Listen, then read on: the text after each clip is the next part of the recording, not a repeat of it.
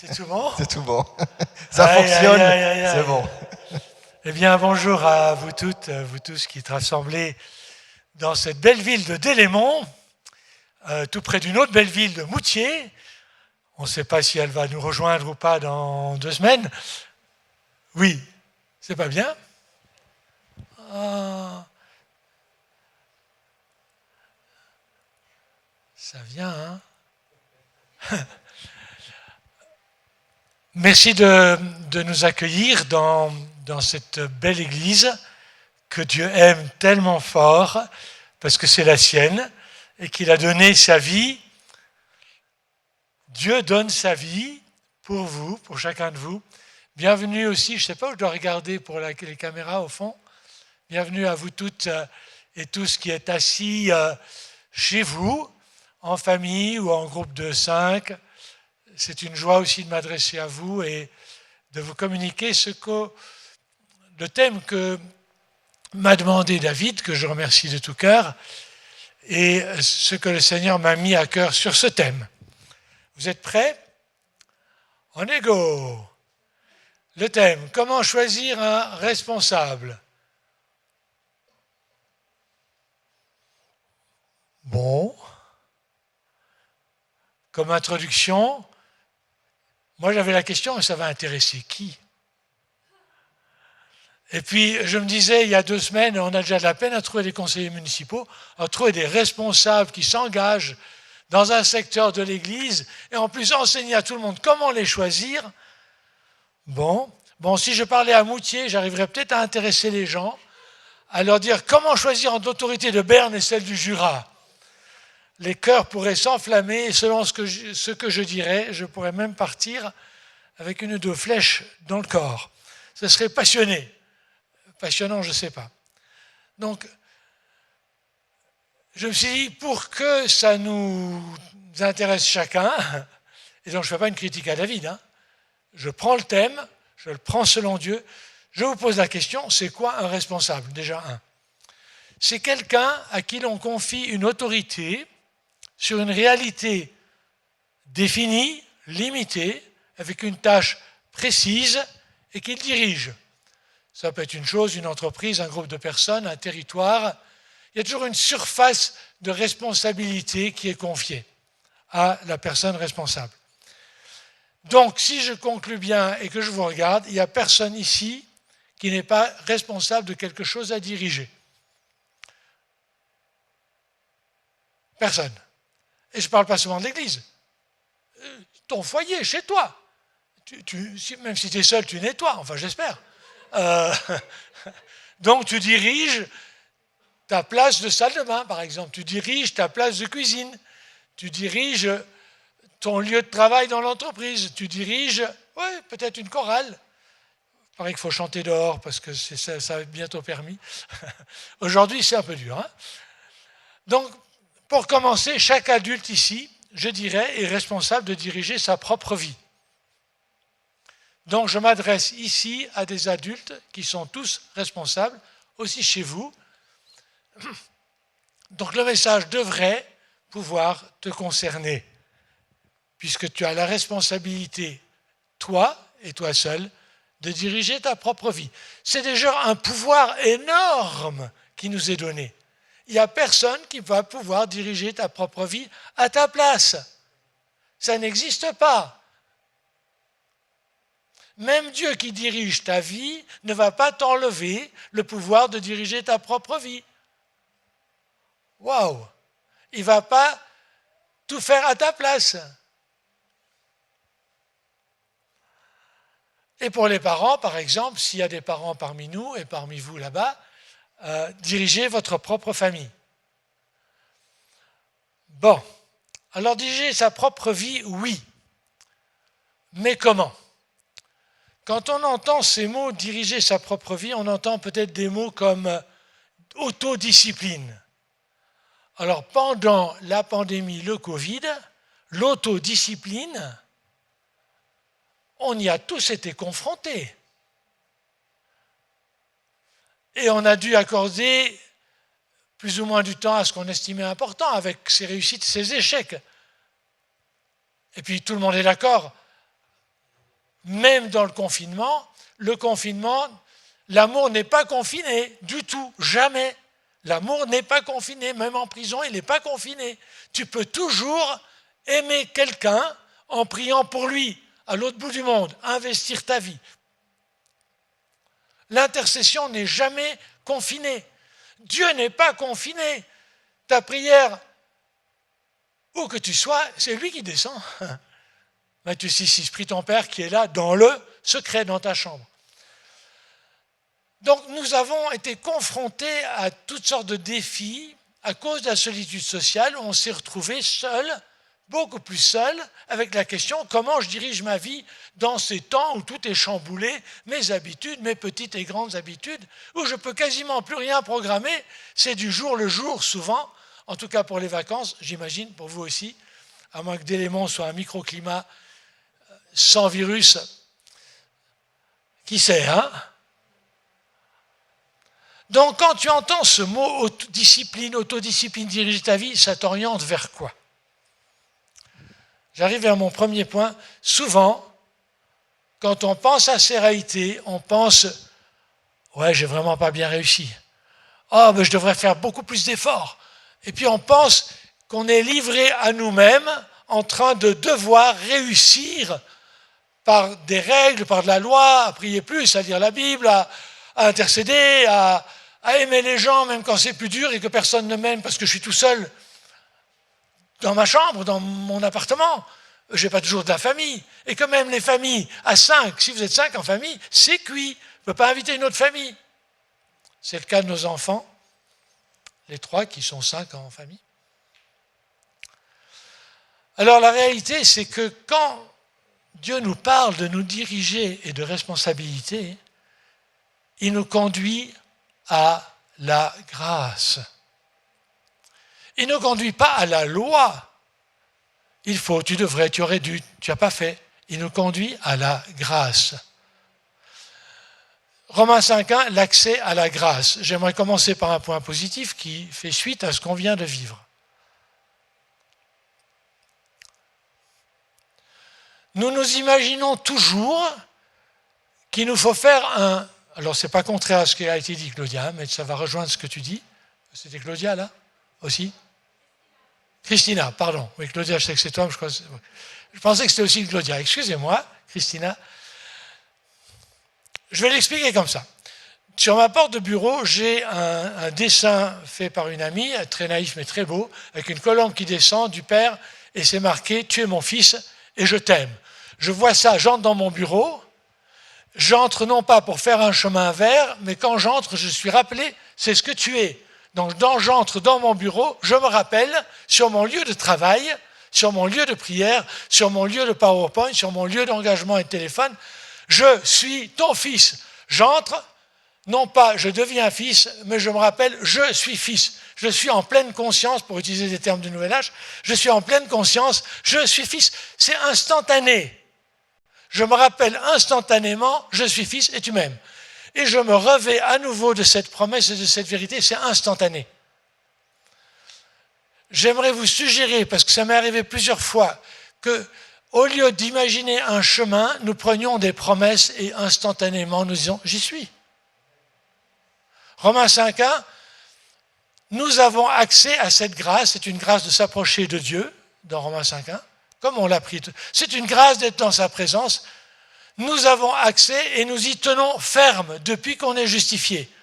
On est justifié depuis qu'on n'est plus sous la loi et les œuvres de la loi, mais parce que Christ a payé pour nous à la croix, pour nous revêtir de sa justice.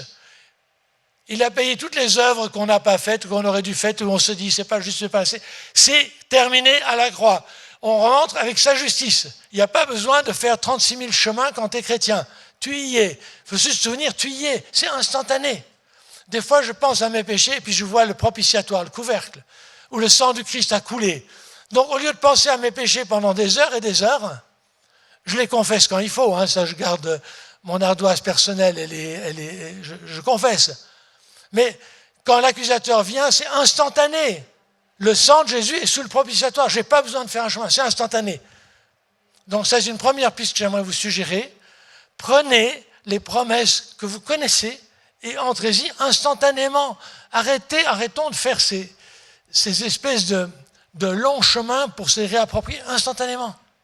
Que tu le sentes pas, instantanément. J'y suis. C'est ça ce que le Seigneur voulait nous dire, je crois, avant. Je l'ai compris comme ça, en tout cas.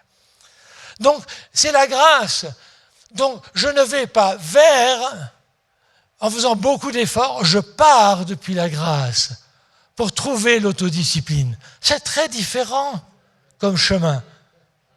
J'aimerais vous donner un autre exemple. La loi est un miroir. La loi, telle que Paul la comprend dans Galates et Romains. Vous pouvez prendre les 513 commandements si vous voulez. Et chaque commandement, il est saint, il est juste, il est bon, il exprime la volonté de Dieu. Mais la loi amène la connaissance du péché, Romains 3,20. La loi a cette fonction-là. Donc la loi est comme un miroir. Tu vas dans le miroir et tu vois tout ce qui ne va pas dans ta vie.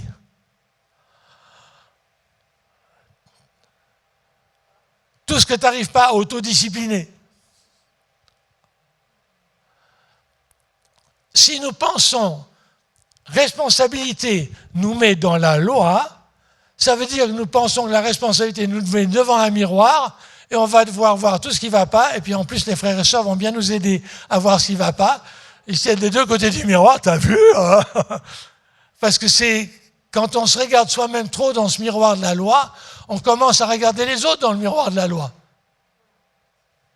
Et la loi est bonne. Je me souviens, à l'inverse, c'était, j'entre par des témoignages, ça aide. Hein. L'inverse, c'était une fois, je voulais peut-être raconter, une fois en avion. C'était mon jour d'anniversaire, je volais vers l'Inde, j'étais fatigué, sans ma famille. Et puis je me disais, oh, j'aimerais bien une coupe de champagne. Bon, je suis la classe économique de l'économique. Hein. Mais si je dis que j'ai mon anniversaire, et si je peux prouver que j'ai mon passeport, ils vont me donner une... Mais j'avais mal de tête, donc pas de verre de champagne, c'est pas indiqué quand tu voles. Je dis, Seigneur, Père, je te fais confiance. Là, c'était juste. Instantanément. Mon Père, je te fais confiance, je suis ton fils. Tu voles avec moi, je suis avec toi en mission. Tu fais confiance, merci pour le cadeau que tu vas me donner. À un moment donné, j'ai eu une impulsion, j'ai su ce que je devais aller faire. Je suis allé aux toilettes, j'ai fermé la porte sur moi et il y avait un miroir.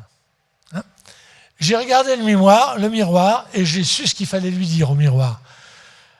J'ai dit au miroir et à la personne que j'ai vue dans le miroir, toi, il faut que tu soutiennes, Paul, que tu es aimé. Dieu t'aime, toi, oui, toi, mais pourquoi tu doutes? C'est toi que j'aime. C'est pas un autre, c'est toi. Il faut que tu saches que je t'aime fort, que je suis avec toi et que je t'aime de tout mon cœur. J'ai donné mon fils pour toi. Je t'aime, Paul.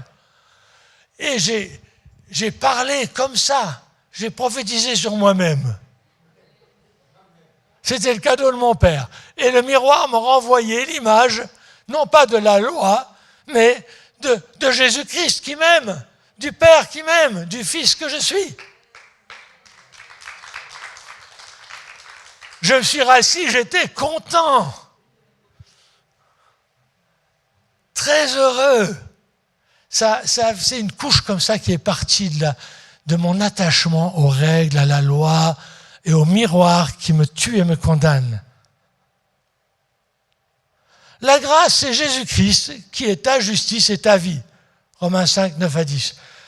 La loi te tourne toujours vers toi et ton travail. La grâce te tourne toujours vers Jésus et sa vie en nous. Éphésiens 2, 8. La responsabilité, quand on dit responsabilité, j'ai vu des automatismes. Tout de suite, c'est la loi qui vient. Eh bien non, c'est la grâce.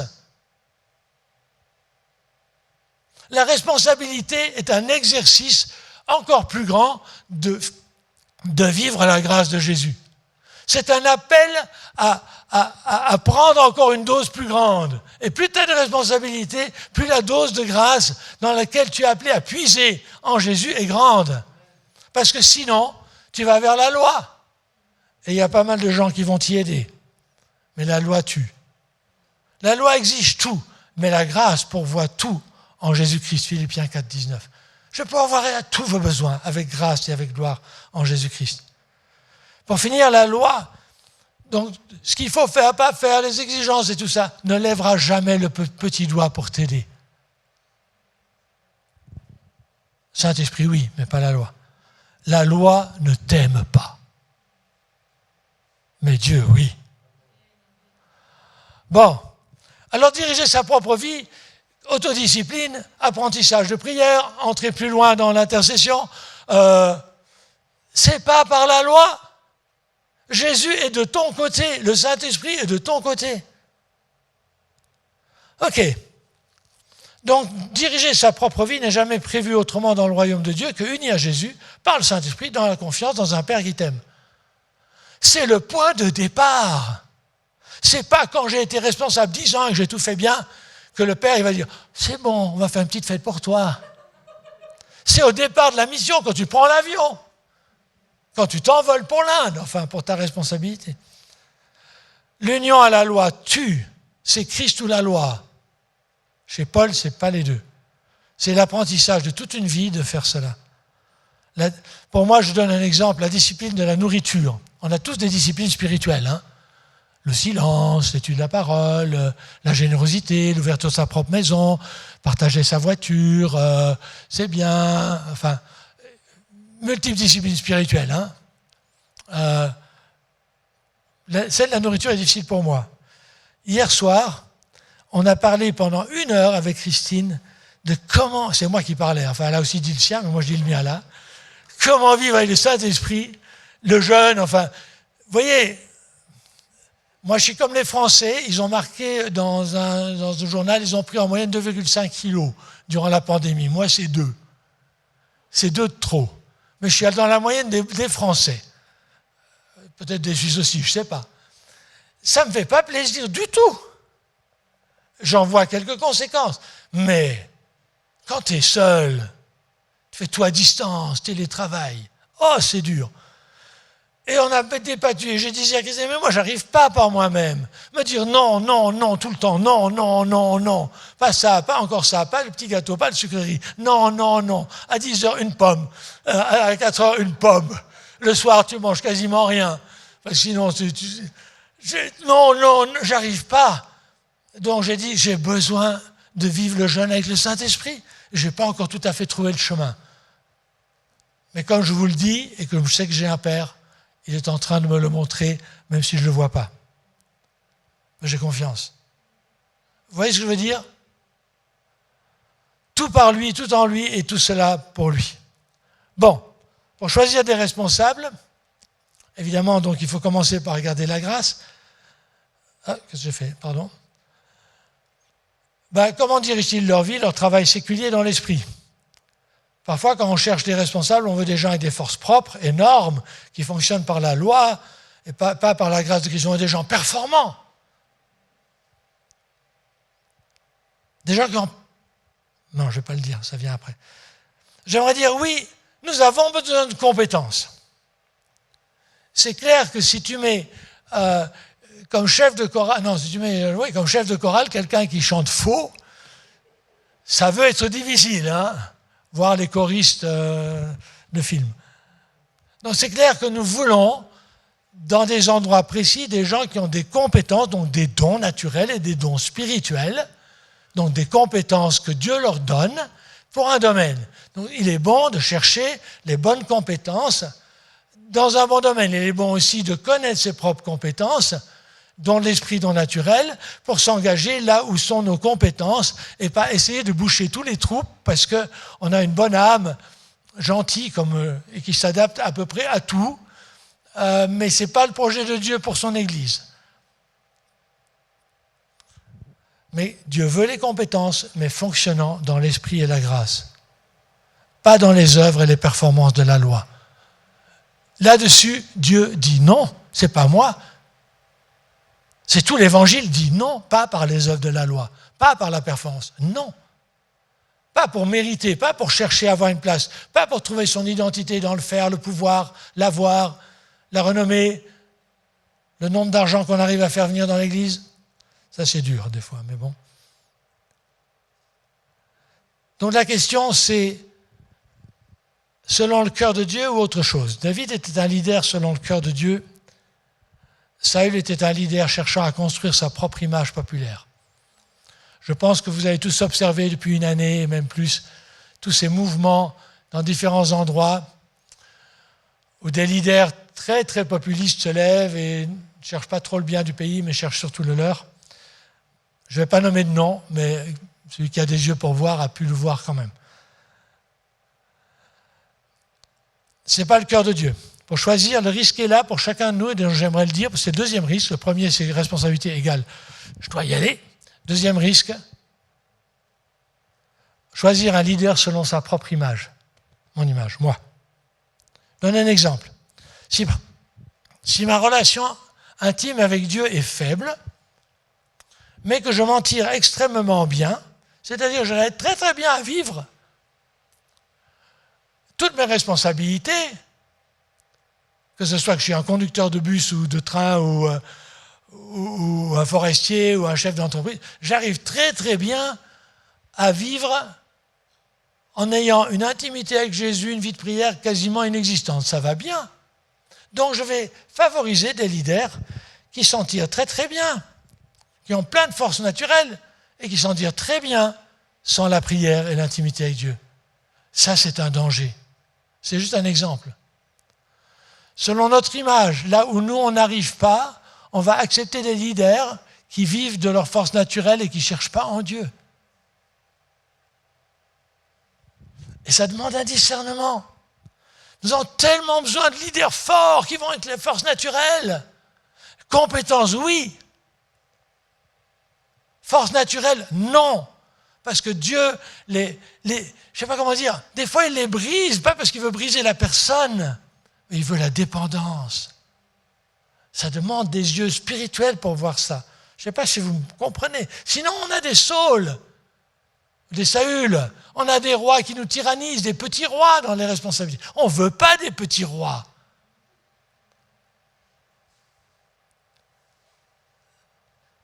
Donc j'avais besoin de vous dire ça, parce que c'est un peu fin, mais c'est tellement réel.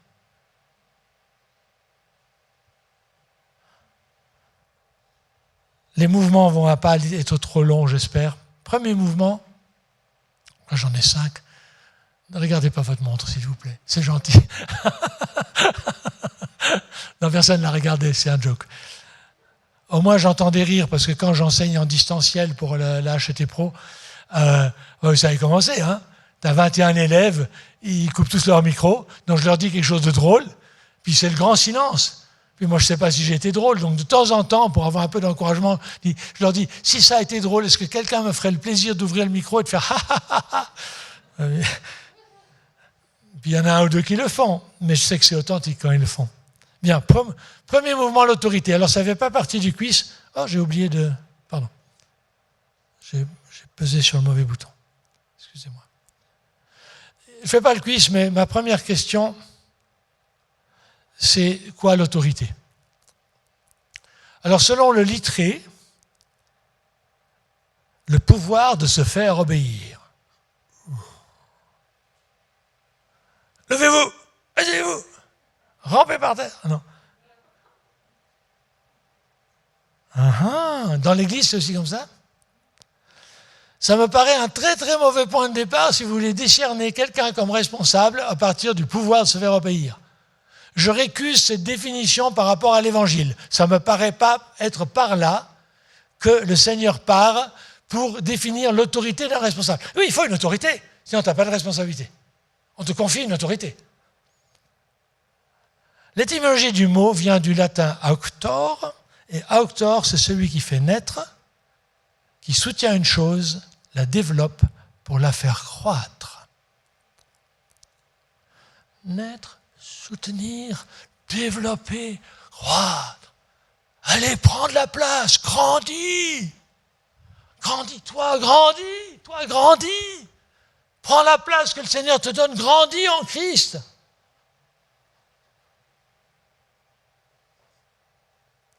L'autorité initie, soutient et protège. Un mot que je vous... La croissance. Autorité est liée à faire grandir, croître. Wow! Ça peut être vrai pour une entreprise, à la manière de Dieu. Je ne dis pas d'utiliser maintenant des choses qui ne sont pas dans sa grâce et son caractère. Il ne s'agit pas de faire obéir, tant de faire obéir que de faire épanouir.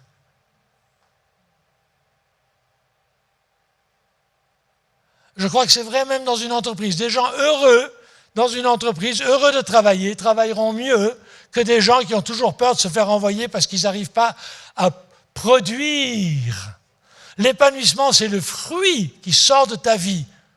Le faire obéir, c'est Saul ou c'est les pharaons. Il faut faire plus de pièces en moins de temps. C'est Charlie Chaplin dans les temps modernes. Le don d'autorité dans le quintuple ministère. Donc le apôtre, vous connaissez Éphésiens 4:11. Je ne vais pas vous embêter avec ça encore une fois. Donc je suis OK avec cette diversité, on en a besoin dans l'Église de façon large. Chacun le définit un peu à sa manière, mais ce qui me semble plus important, c'est de ne pas oublier à quoi ces 5 ministères, donc apôtres, prophètes, enseignants, évangélistes, bergers, servent. Le but de leur existence et de leur autorité, c'est la croissance. Les 5. Comment je sais ? Parce que c'est dit dans le texte, juste après. Afin que nous croissions, Éphésiens 4:15, c'est vraiment dans la suite. Afin que nous croissions vers lui, en tout. Ça rejoint super bien, nous sommes déjà dans la grâce, mais on peut grandir. On n'est pas obligé d'être toujours en mouvement vers, on peut être dedans et dedans grandir. Un leader, c'est quelqu'un qui apprend à être dedans la grâce en Jésus et à grandir. Un leader, c'est quelqu'un qui apprend à donner de l'espace, de l'encouragement, du soutien pour que les autres grandissent. Mais ça peut être le groupe d'enfants. Dans chaque enfant, ça peut être un travail de famille, ça peut être la libération sozo. J'ai aussi fait un sozo, j'aimerais dire que j'adhère, je trouve ça magnifique. Et comme je connais un peu Claudia, vous ne courez pas de risque avec elle. C'est une femme de Dieu, voilà. Donc c'est bien. Croissance. Libération de ce qui empêche la croissance. Les termes sont clairs. Afin que, toujours Éphésiens, un peu plus loin, afin que, selon une activité répartie à la mesure de chacun, le corps, je vais très loin avec mes bras, jusqu'à où vous habitez là-bas, le corps, et donc tous ses membres, réalise sa propre croissance. Donc je dis tous ses membres, parce que vous imaginez un corps qui grandit, puis il y a le petit doigt, il reste tout petit. Et puis le pouce, il reste tout petit aussi. Et puis tu as une jambe qui est longue et l'autre jambe, elle est courte. Et puis tu as un bras qui est... puis l'autre, il est long. Ça ne va pas, il faut qu'on grandisse proportionnellement. Donc tout le corps grandit quand chacun grandit et vice-versa. Croissance en Christ. Waouh! Et alors les 5 ministères sont là pour équiper chaque membre du corps, pour contribuer au tout et grandir là-dedans. J'avance. Le mot amour est au cœur de la croissance. Aimer, c'est quoi ? Je le sais parce que dans Éphésiens, mais je n'ai pas mis le texte malheureusement, c'est disant la vérité dans l'amour, chacun grandit selon une activité répartie à chacun, grandissent pour croître dans le Christ. C'est toujours l'amour, l'amour. Il est dans ce texte. Un apostolat sans amour, c'est un apostolat qui n'est pas selon le cœur de Dieu.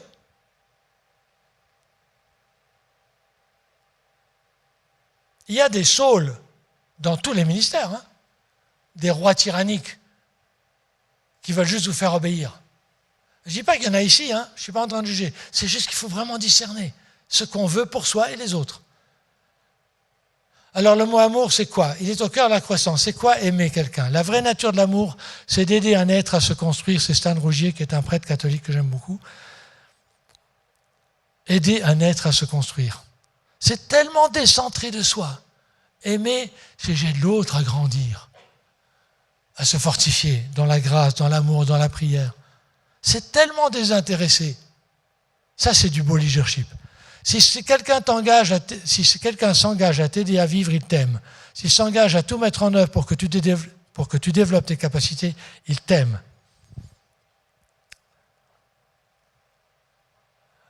Je ne dis pas ça pour dire que vous n'êtes pas aimé, parce que Dieu nous aime comme cela, exactement. Je dis ça pour donner une orientation. Je ne dis pas ça pour dire « Oh, t'en es que là !» Non, non, non. On est tous en croissance. Des phrases comme ça m'aide à garder le focus de Dieu.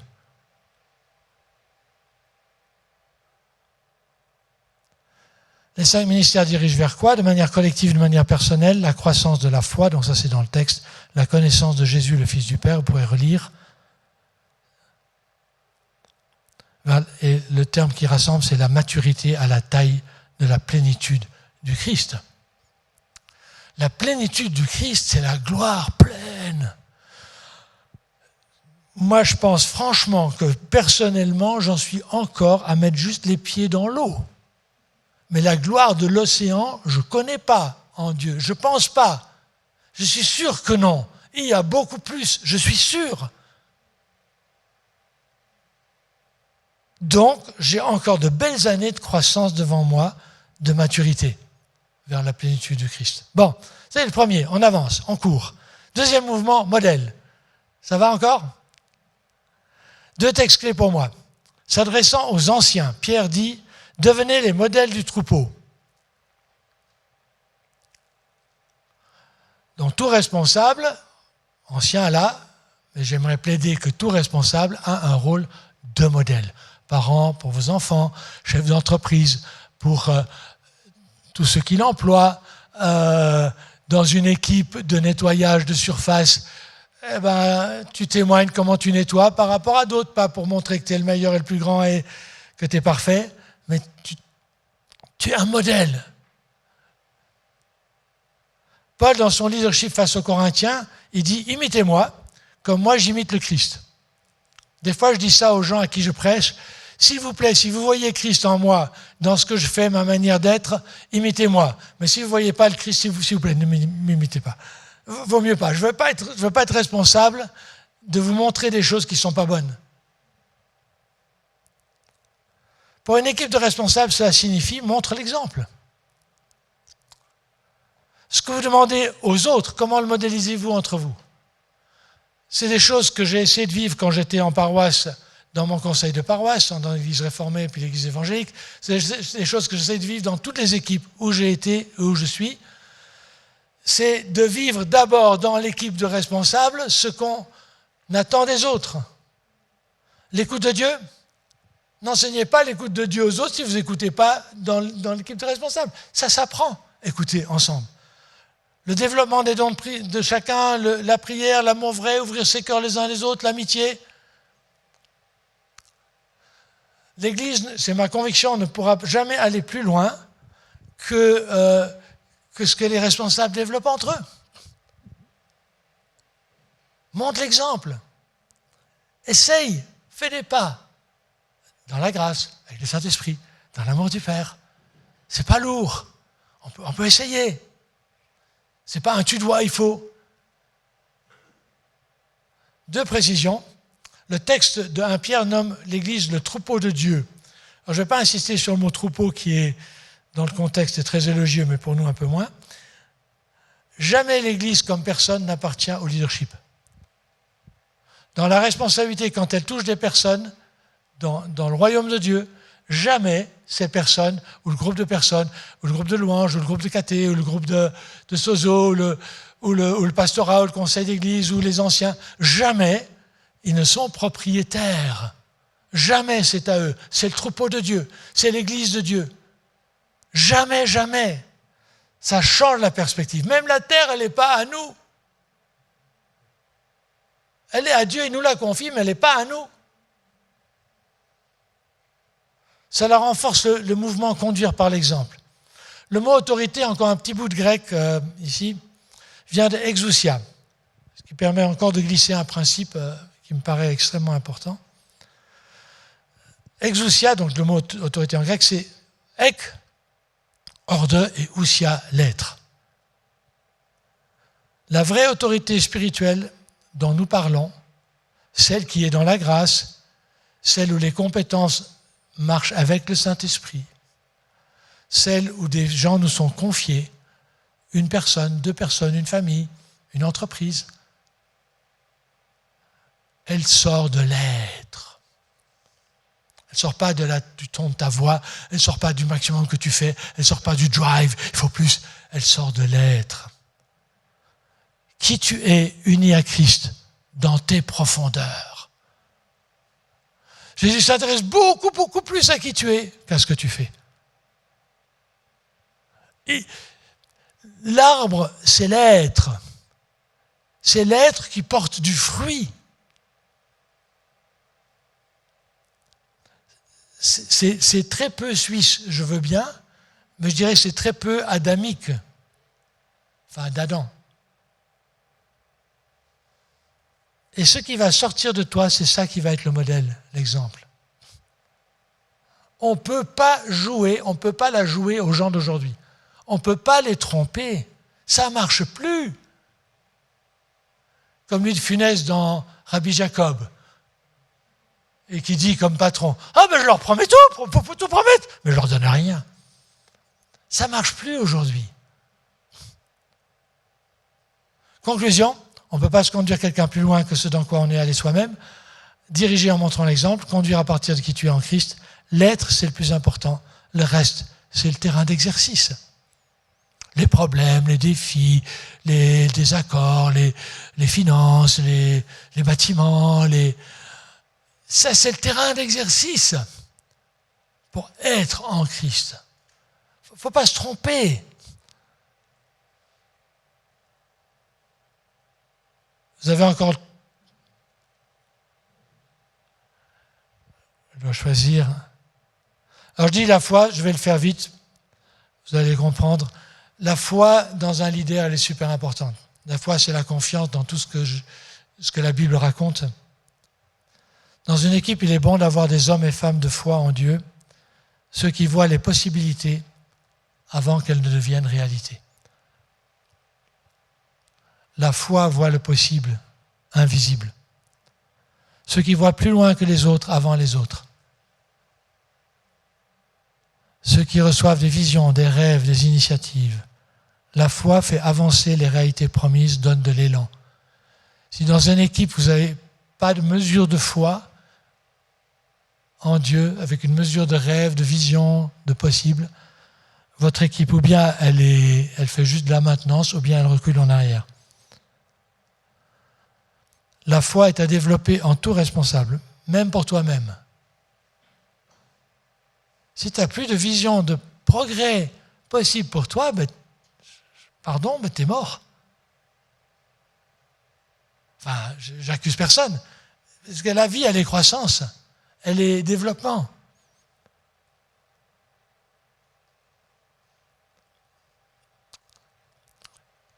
La foi va avec le courage. Je vais vite, mais vous comprenez, ce n'est pas compliqué. Le courage fait partie de la foi. Pour initier, et la foi, elle initie, elle ose des choses qui ne sont pas faites avant, comme ça, même chez nous, même chez soi. Il faut du courage pour être devant, des fois seul pour commencer. Josué 1, il faut honorer les pionniers. C'est pas facile. Il y a eu plus de startups qui ont été lancées pendant l'année Covid 2020 qu'en 2019. C'est incroyable, et ça c'est dans le naturel. La vie est une aventure. La plupart des gens, ils consacrent leur vie à tenter de supprimer les risques ou à les réduire au maximum.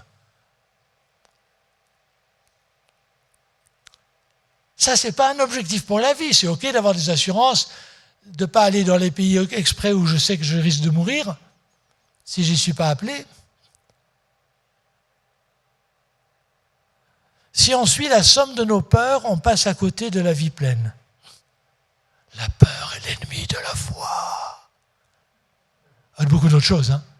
Pour prendre des décisions, jamais la peur. Ne suivez pas la peur. Bon, je suis d'accord. Si tu es à côté d'un précipice de 300 mètres et qu'il y a une foule à côté de toi, tu as raison d'avoir peur parce qu'il y a quelqu'un qui fait un petit geste et puis... Donc il y a des bonnes peurs. Je ne parle pas de celle-là, on est d'accord. Assumer les risques fait partie de la responsabilité. Avec la possibilité d'échouer parfois, la peur de l'échec, conduit à tout vouloir contrôler avant d'y aller. Donnez-vous le droit d'essayer et le droit d'échouer avec le Seigneur, qui même quand Pierre il coule, il dit Seigneur, sauve-moi. Il a échoué dans sa marche sur l'eau parce que ça a marché pendant 2 mètres. Puis après, glou, glou, glou, glou, glou, glou, son projet de marche sur l'eau a échoué. Le Seigneur l'a rattrapé. Parce que quand tu vis les choses avec lui, tu as le droit d'échouer, il te rattrape. Et tu peux rebondir. Le courage pour se diriger soi-même, faire des tas de choses, c'est souvent plus facile. La loi te dit fais ci, tu n'as pas fait assez. C'est tellement facile. Et après, tu es tellement épuisé que tu peux justifier que tu as très bien fait ton travail, que tu es un bon chrétien, parce que tu n'en peux plus. Alors, si tu fais ça, c'est que tu es ce que tu fais. Ton identité est dans le faire. L'appel de Dieu, c'est de faire qui tu es. C'est de la sagesse, je ne peux pas tout appuyer bibliquement, mais c'est la sagesse que je vous offre là. Ça demande du courage d'être qui tu es. Quand tu arriveras au paradis, ça c'est évidemment une imagination, voilà, le Pierre qui est à la porte, c'est une imagination, c'est une fantaisie. Pierre qui est devant la porte, il ne te dira pas « Est-ce que tu as été Reinhard Bonnke ? Est-ce que tu as été, je ne sais pas quels sont vos héros de la foi, hein, moi, Mère Teresa? Est-ce que tu as été Jean-Luc Traxel? Est-ce que tu as été Werner Lehmann? Est-ce que tu as été Billy Graham? Est-ce que tu as été Heidi Baker? Est-ce que tu as été... Est-ce que tu as été toi? En Jésus. C'est difficile d'être soi en Jésus.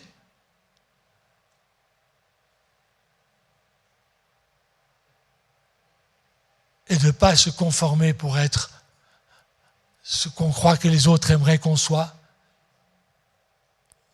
J'en sais quelque chose. Oui, en Jésus et avec le Saint-Esprit, Jésus et le Saint-Esprit ne mettent pas de côté qui tu es, mais au contraire, le libèrent. La créature merveilleuse, il la libère dans ses dons et ses compétences. On n'a pas l'habitude de ce genre de message. Jésus, il émonde les branches sèches qui ne portent pas de fruits dans la vigne. Mais il ne coupe pas la vigne. Enfin, à moins qu'elle soit vraiment sèche jusqu'aux racines. Il veut que l'être porte du fruit. Il coupe que les trucs qui ne portent pas du fruit, donc ils ne sont pas dans l'être. Bon, il faut que j'arrête, je crois. J'ai fait mon temps là. Alors, 4e mouvement, la sagesse. Alors là, je vais le sauter, comme ça va un peu plus vite. Vous aurez le PowerPoint. Hein. Le bon sens, c'est bien. Pourquoi j'ai pris la sagesse? Très simple.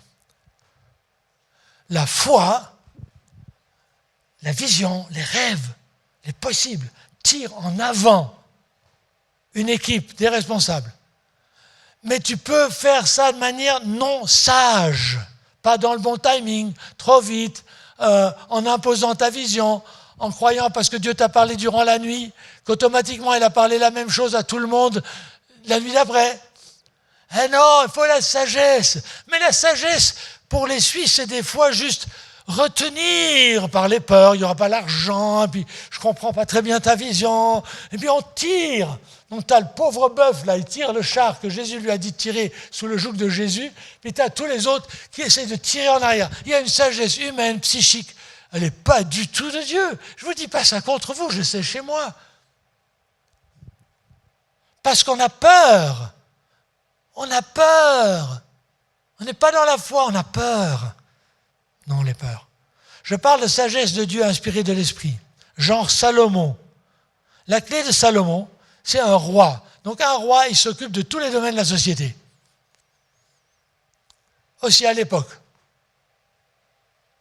Donc le juridique, le législatif, les trolleybus, les tramways, je ne sais pas quoi, tout ce que vous avez ici, l'éducation, le Covid, le sanitaire, toutes les lois.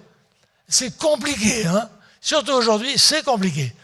Et de l'environnement, et du CO2, et de la trace carbone, et des avions, et de la pénurie partout. Bon. Dieu lui a fait une offre extraordinaire. Il commence à être roi et Dieu lui dit, tu peux me demander une chose, je vais te la donner. Genre le génie qui sort de la bouteille. Dis-moi une chose, Salomon, et tu l'auras. Et là, ce n'est pas un génie, c'est Dieu qui est le plus génial des génies, si on ose dire ça comme ça.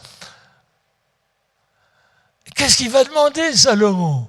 Alors le texte dit, putain, il aurait pu demander beaucoup de richesses, beaucoup de possessions, des grands palais, l'avoir, le pouvoir.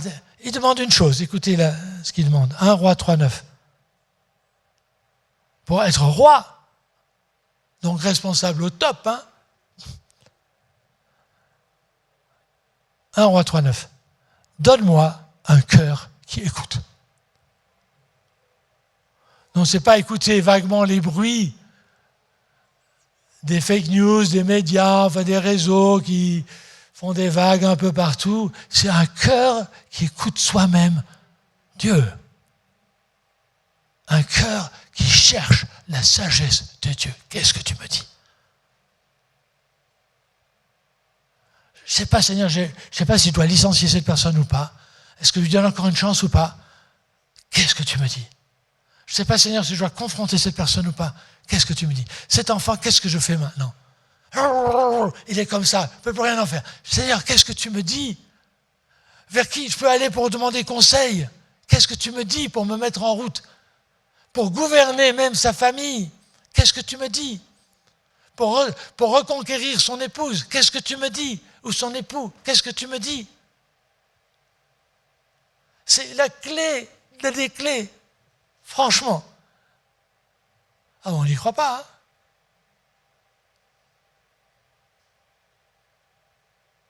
La sagesse vient d'un cœur qui écoute. Ça, c'est la sagesse d'en haut. Je crois que c'est le dernier mouvement. Qu'est-ce que tu dis? L'humilité. Le texte de base, tous les uns envers les autres, ceinturez-vous d'humilité. La ceinture, c'est parce que tu te mets au travail. Car Dieu résiste aux orgueilleux, mais il donne, il sonne. Ding dong, envoyez la grâce. Il sonne sa grâce. Non, il donne sa grâce. Mais j'aime bien, il sonne. Il sonne le carillon. Et là, t'as vu là, les anges? Vous avez vu là, il y a une femme humble. Ding dong. Allez, tu lui envoies la grâce. Un paquet de grâce. Un paquet de cadeaux. Allez, tu viens là où aller. Tu lui donnes ce qu'il faut. Allez, oui, tu vois que c'est difficile pour les finances. Allez, un peu ça. Allez, tu viens. Ding dong. Il donne sa grâce. Mais l'orgueilleux, Et il résiste, et quand Dieu résiste, il résiste bien. Je sais par expérience. Vous me direz, comment tu sais par expérience?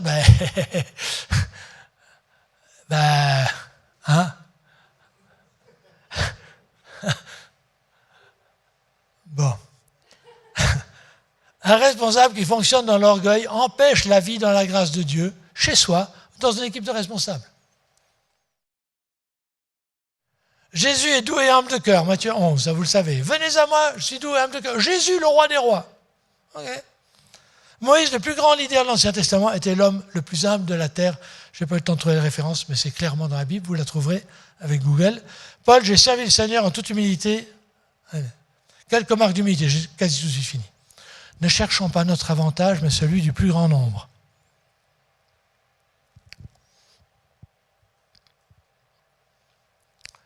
Ça, c'est pas très égocentré. Des fois, j'aime pas trop. Ne dépensons pas nos limites. Le nombre de gens aujourd'hui qui tout à coup deviennent compétents pour parler vaccin, virologie, on a l'impression qu'ils ont fait des sciences médicales pendant 7 ans, qu'ils deviennent compétents pour faire à la place des politiques mieux que les politiques.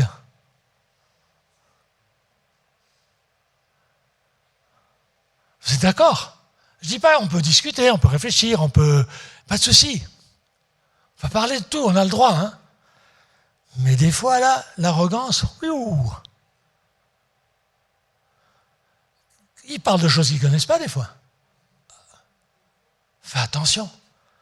Donc ça, dans le leadership, c'est toujours comme ça. Si tu es compétent dans un domaine, pourquoi tu vas trompeter dans un domaine où tu ne connais rien? écoute celui qui connaît mieux que toi. Si tu n'as pas reçu le don des guérisons de malades, il n'y a pas de souci.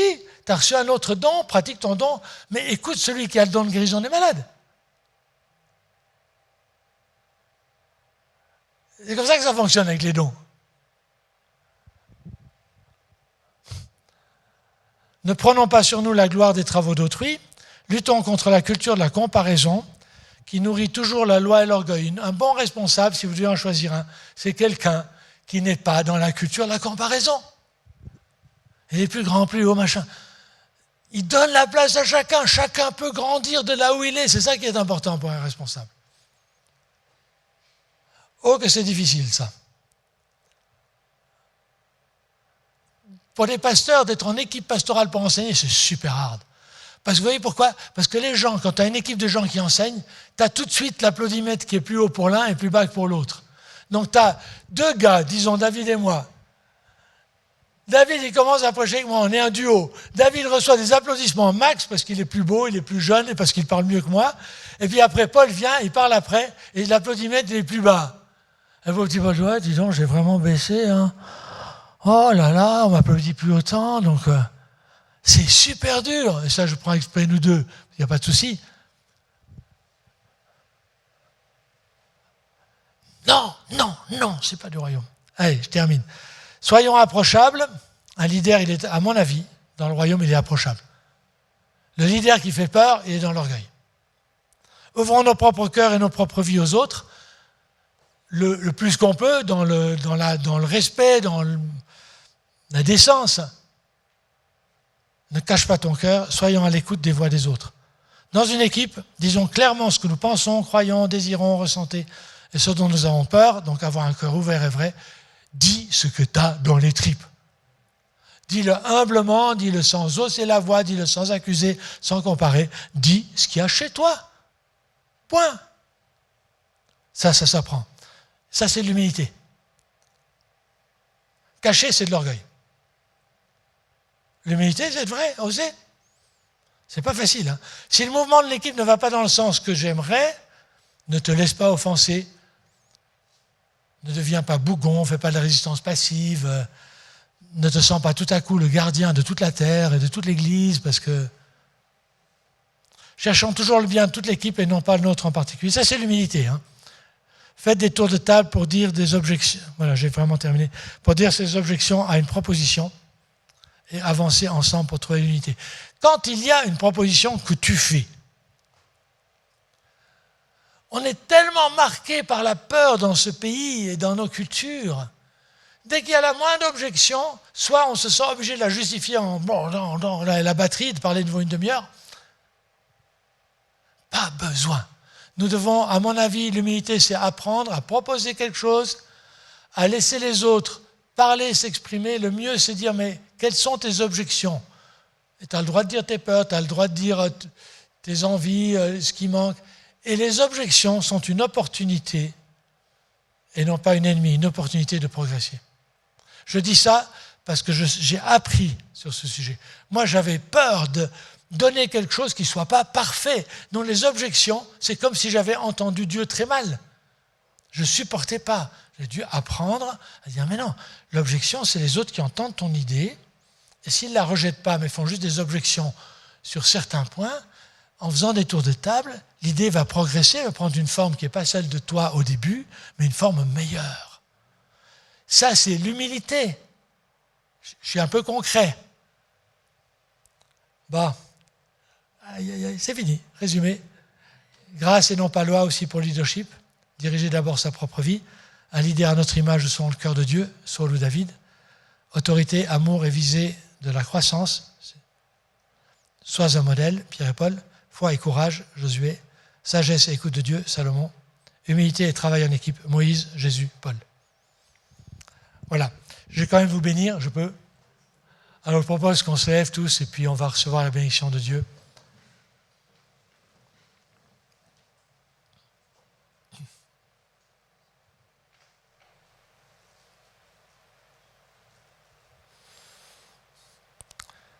Je vois l'image d'un glacier. Un glacier, il avance par le poids de la neige qui a neigé en haut et le poids de la glace qui descend. Et là, la neige, c'est quelque chose de beau, ça descend du ciel. Un poids de gloire, un poids de grâce, et ça descend. Et parfois, ça rabote un peu le fond de la vallée, même beaucoup. Et parfois, il y a des rochers qu'il prend avec. Les rochers, on ne les aime pas trop, c'est dur, c'est pas blanc. Mais des fois, les glaciers, quand c'est une communauté qui accepte d'être sous le poids de la grâce de Dieu, il avance, et elle avance.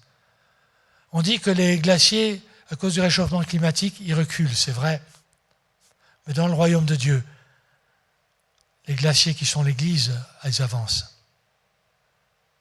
Le confinement ne peut pas arrêter, ne peut pas freiner l'œuvre dans ton cœur. J'aimerais bénir l'œuvre de la grâce de Jésus dans ton cœur. J'aimerais déclarer qu'en un tapement de main, tu peux te placer dans une des promesses et être dedans tout de suite, sans effort, sans rien faire, juste en étant dedans, point. J'aimerais te prier, Père, pour la croissance de chacune et chacun chez eux, en famille, l'amour des couples, l'amour pour les enfants, l'amour pour les amis, l'amour pour les plus loin, pour les personnes seules. Jésus est un ami pour toi, personne célibataire. Je prie pour une grâce, Jésus, de rencontre avec toi d'autant plus grande que la solitude sociale est forte.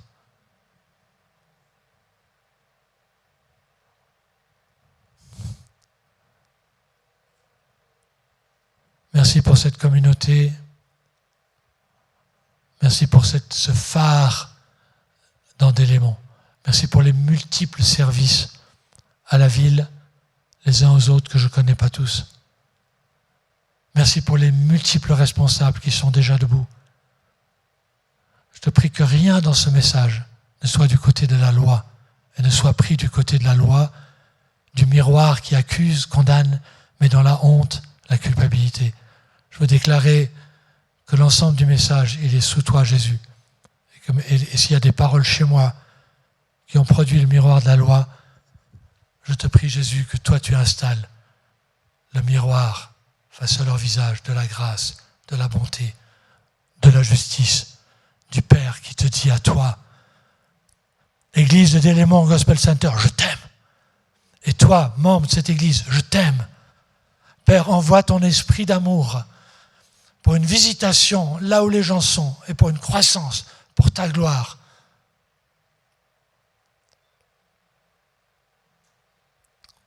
Dans le nom de Jésus-Christ, que la paix soit avec chacune et chacun d'entre vous.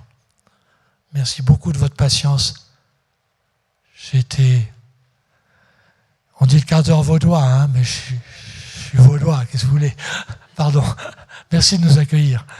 Je vais arrêter.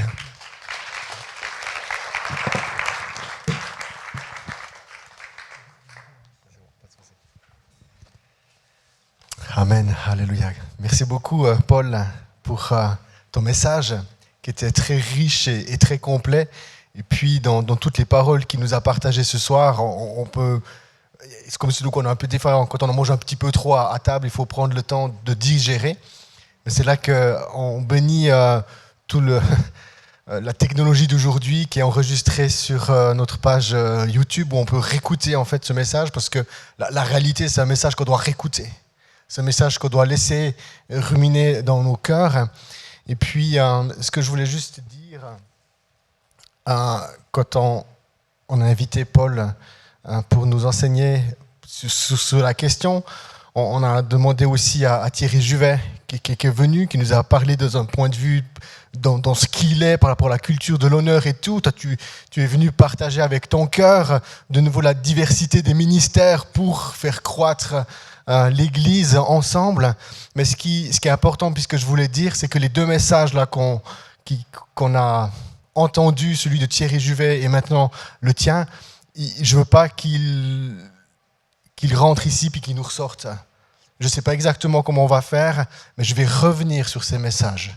Parce que je crois qu'on doit les réentendre Comment on va le faire, je ne sais pas. Mais on a besoin de pouvoir réentendre et que cette grâce, comme tu nous l'as partagée ce soir, descende réellement dans nos cœurs. Parce que la vérité, c'est qu'on lutte tous avec la loi. Culpabilité, pas fait assez ci, pas assez ça. Puis quand tu nous as partagé ce soir, que le point de départ de nos vies, c'est la grâce. Et de la grâce, je fais. Si on doit retenir quelque chose, j'ai envie de dire ça. De la grâce. Je me positionne dans la grâce et après je fais. Amen. Et une chose qui est sûre, c'est qu'on veut croître ensemble. Et puis qu'il y avait une diversité de dons. On cherche des nouveaux responsables, renouveler le leadership, d'autres secteurs encore. De nouveau une diversité. Tout le monde ne sera pas ancien. On veut quelques-uns. Seigneur, montre un cœur qui écoute, un cœur qui entend. Enfin, c'est à quoi j'aspire pleinement et que je recherche. Amen. Du coup, exactement, Seigneur, montre-nous. Mais les deux messages qu'on a entendus, c'est des choses que j'ai envie de revenir. J'ai envie qu'on puisse en rediscuter, partager. Et puis, aujourd'hui, tu as parlé qu'on est leader de sa propre vie. Comment je lead ma vie. Amen. Merci beaucoup, Paul, Christine, pour votre présence parmi nous ce soir. Je bénis toutes les personnes qui nous écoutent, qui étaient à la maison, qui ont entendu le message. Je vous encourage durant cette semaine à réécouter en fait cette vidéo. Je termine là. Que Dieu vous bénisse. Il t'aime. Et puis, une bonne semaine sous la grâce de Dieu. Yes.